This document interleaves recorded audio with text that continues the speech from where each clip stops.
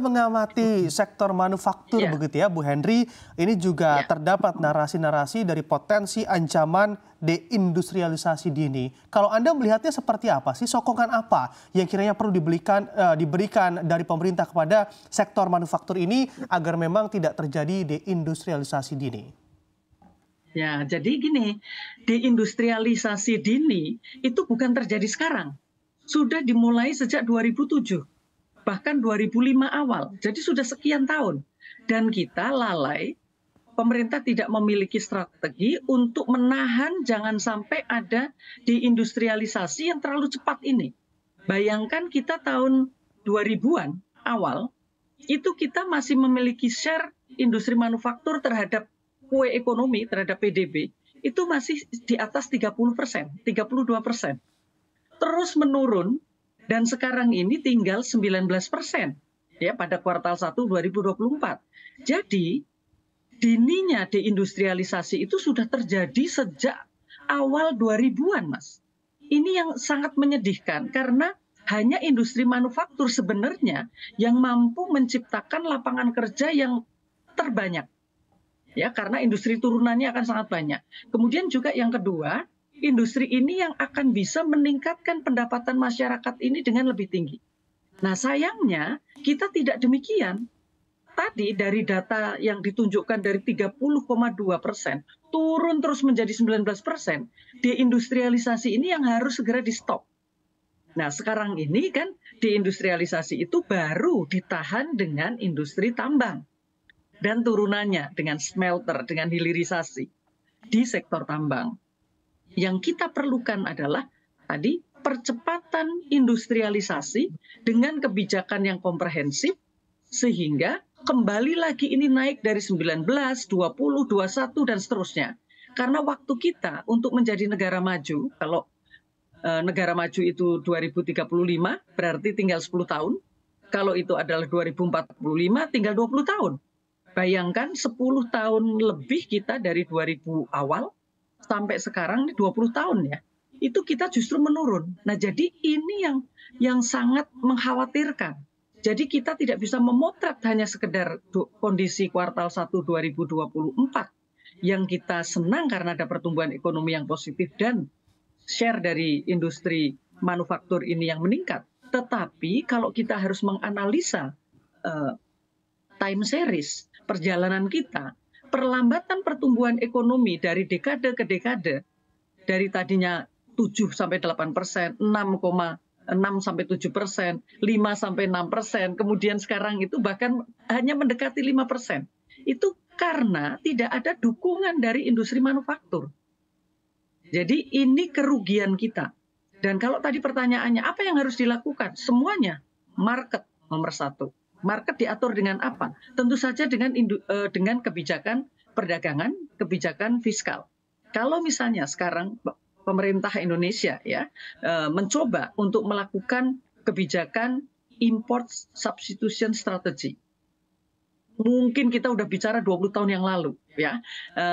Mungkin sekarang juga tidak mudah karena kita sudah melakukan FTA dengan banyak negara. Tapi itu tetap bisa kita lakukan. Atas dasar national interest itu bisa kita lakukan.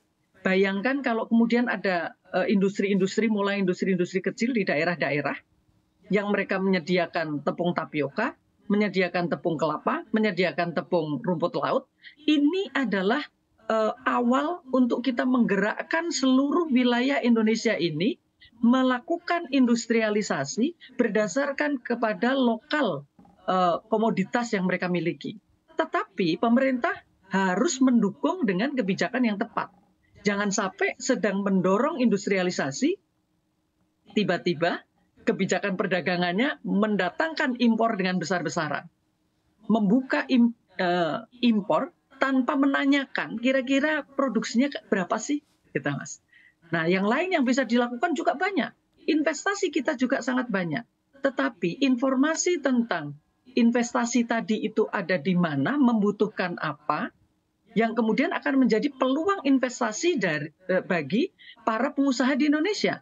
Misalnya, ini kan banyak sekali investasi domestik maupun asing yang masuk ke Indonesia selain tambang itu adalah makanan minuman. Tapi tidak diberitahu. tolong produksi ini karena besok akan ada industri ini yang membutuhkan seperti ini. Karena tidak ada, akhirnya tidak bisa disalahkan kalau mereka akan dipenuhi dengan impor. Nah, jadi banyak yang harus dilakukan, tapi yang pertama adalah harus ada affirmative policy. Harus ada keberpihakan bahwa bagi Indonesia dengan jumlah penduduk 275 juta ini tidak bisa tanpa ada industri. Ya, jadi harus ada affirmative policy. Affirmative policy itu diturunkan dalam bentuk apa? Dalam bentuk comprehensive policy. Ya didukung fiskalnya, ya juga perdagangannya, ya industrinya, ya tenaga kerjanya, yang macam-macam. Tergantung industri itu apa yang mau dikembangkan dan dia membutuhkan apa. Gitu. Oke, baik. Apabila Anda katakan sebetulnya sejak 2007 atau tahun 2007 sudah ada deindustrialisasi dini, apakah kalau memang game changernya adalah kebijakan pemerintah, sebetulnya pemerintah lalai, Bu Henry, sampai hari ini yang mana sudah mulai terjadi deindustrialisasi dini? Betul, Mas. Kalau saya yang menyimpulkan iya, karena saya sudah jadi analis sejak tahun 90. Ya, jadi kita sudah mengingatkan itu sejak tahun 2005 bahwa kita ada ancaman deindustrialisasi dini. Tetapi kan pada saat itu disampaikan bahwa beberapa teman ya gitu mengatakan dari pemerintah mengatakan nggak masalah Bu, kan diisi dengan industri-industri lain, industri jasa. Ya industri jasa apa? Kalau pendidikannya itu SMP ke bawah. Kalau itu adalah pendidikannya sebagian besar masyarakat itu pendidikan tinggi, maka industri jasa atau industri kreatif yang ditampilkan kan value added-nya tinggi.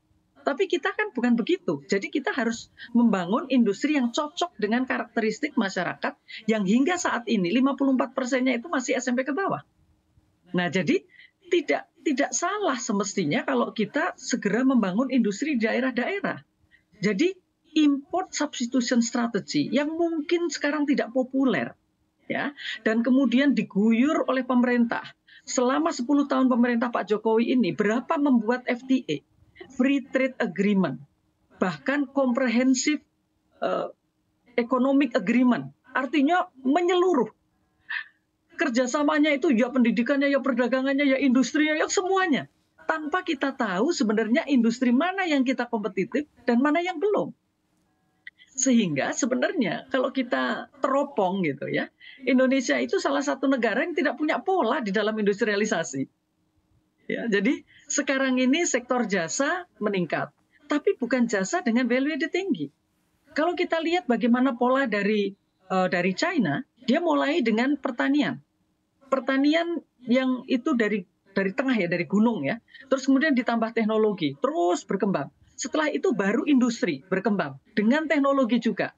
Sehingga sekarang pertaniannya juga sangat kompetitif, industri manufakturnya tidak kalah kompetitifnya. Nah jadi kita ini nggak punya pola. Kalau kita lihat apa yang dilakukan oleh Korea, Korea itu membangun industri manufakturnya dulu itu dengan berpartner dengan Jerman. Ya, mereka membuat mesin-mesin ya untuk mendukung industrinya. Mereka menggerakkan UKM untuk bermitra dengan usaha besar. Baik. Jadi linkage-nya itu sangat kuat gitu. Nah, jadi di kita itu tidak ada, Mas. Oke.